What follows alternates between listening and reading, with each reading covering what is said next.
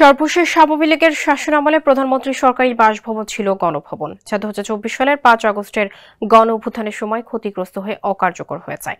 এরপর অন্তর্বর্তী সরকারের সিদ্ধান্তে গণভবনকে জুলাই গণ অভ্যুত্থান স্মৃতি জাদুঘর করার প্রক্রিয়া শুরু হয়।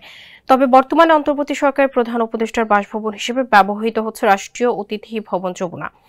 এসব কিছুর মাঝে অন্তর্বর্তী সরকারের ঘোষণা অনুযায়ী আগামী ফেব্রুয়ারির প্রথমার্ধে অনুষ্ঠিত হতে যাচ্ছে ত্রয়োদশ জাতীয় সংসদ নির্বাচন। ইতিমধ্যে এই নির্বাচন আয়োজনের সব ধরনের প্রস্তুতি নেওয়া হচ্ছে। ওই নির্বাচনে বিজয়ী হয়ে যারা সরকার গঠন করবে, সেই সরকারের যিনি প্রধানমন্ত্রী হবেন, তার জন্য নতুন বাসভবন ঠিক করা হয়েছে। জাতীয় সংসদ ভবন এলাকার ভেতরে হচ্ছে দেশের পরবর্তী প্রধানমন্ত্রীর বাসভবন। বিস্তারিত থাকছে প্রতিবেদনে। স্যান্ডেলিনা সো, রূপচর্চায় আভিজাত্য।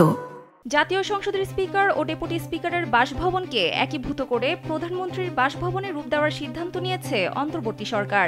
পাশাপাশি অবস্থিত এই দুটি ভবনের মধ্যে যাতায়াতের জন্য নির্মাণ করা হবে 2 স্তর বিশিষ্ট একটি করিডোর।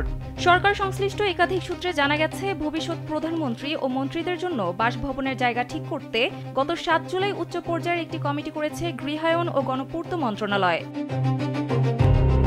এই কমিটি শুরুতে বলছিল রাষ্ট্রীয় অতিথি ভবন যমুনা এবং হেয়ার রোডের 24 ও 25 নম্বর বাংলো বাড়িকে সমন্বিত পরিকল্পনার মাধ্যমে ভবিষ্যৎ প্রধানমন্ত্রীর বাসভবনের জন্য বিবেচনা করা যেতে পারে। তবে পরে জাতীয় সংসদ ভবন চত্বরে অবস্থিত স্পিকার ও ডেপুটি স্পিকারের বাসভবনকে একীভূত করে প্রধানমন্ত্রীর বাসভবন করার ব্যাপারে সিদ্ধান্ত হয় বলে সংশ্লিষ্ট একাধিক সূত্র থেকে জানা গেছে। স্পিকার ও ডেপুটি স্পিকারের জন্য নির্ধারিত দুটি বাসভবন জাতীয় সংসদ ভবনের পশ্চিম পাশে অর্থাৎ আসাদ গেটের পাশাপাশি অবস্থিত।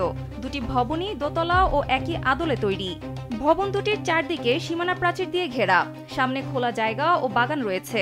রোববার এ সংক্রান্ত উচ্চ পর্যায়ের একটি সরকারি প্রতিনিধি দল ভবন দুটি পরিদর্শন করে। এছাড়া সোমবারও সংশ্লিষ্ট নিরাপত্তা বাহিনীর সদস্যরা ভবন দুটি ও আশপাশ পরিদর্শন করে। সানজিদা ইসলাম, কালবেলা।